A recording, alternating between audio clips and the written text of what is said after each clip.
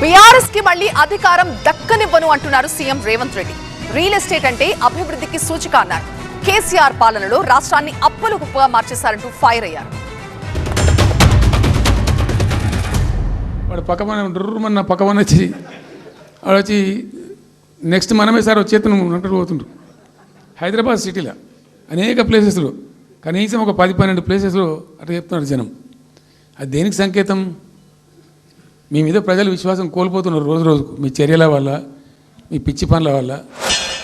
కొడంగల్ బిడ్డగా ఈ గడ్డ మీద నుంచి నేను శపథం చేస్తున్నా, నేను రాజకీయాలలో ఉన్నంతసేపు రాబోయే ఎన్నికల్లో కేసీఆర్ కుటుంబానికి అధికారం అనేది కళ. బీఆర్ఎస్ పార్టీ, కేసీఆర్ చరిత్ర గతమే. మీ పార్టీకి మీకు భవిష్యత్తు లేదు. ఏం జరుగుతుంది రాష్ట్రంలో?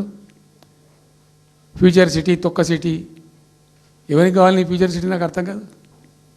నువ్వు పెంచినావు హైదరాబాద్ను. ఎవరు చేసిన హైదరాబాద్ సిటీ? అన్ని దిక్కుమాలిన పాలసీలు, రియల్ ఎస్టేట్ బ్రోకర్ దందా తప్పితే ఇంకోటి లేదు. అన్నీ కనబడతాయి మనకు. రియల్ ఎస్టేట్ బ్రోకర్ దందా చేస్తుంది ప్రభుత్వం అంటున్నాడు.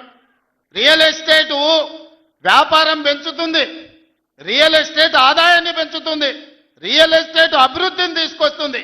నీ కొడుకేమో హైదరాబాద్లో రియల్ ఎస్టేట్ వాడిపోయిందంటావు, నువ్వు వచ్చేమో ఈ ముఖ్యమంత్రి రియల్ ఎస్టేట్ దందా చేస్తున్నాడు అంటాడు.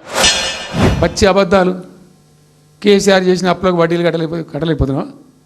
కావు ఉతికింది కదా, ఈ చెంప ఆ చెంప వాయించింది కదా. ఎంత కడుతున్నారు? తీసుకున్న అప్పులు ఏంటంటే 2,90,000 కోట్లు మొత్తం కలిపి చెప్పాను కదా చాలా స్పష్టంగా.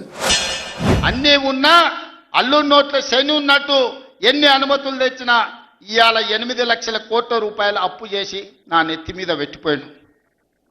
గ్రామాలల్లో పెద్ద కుటుంబాలు ఉంటాయి.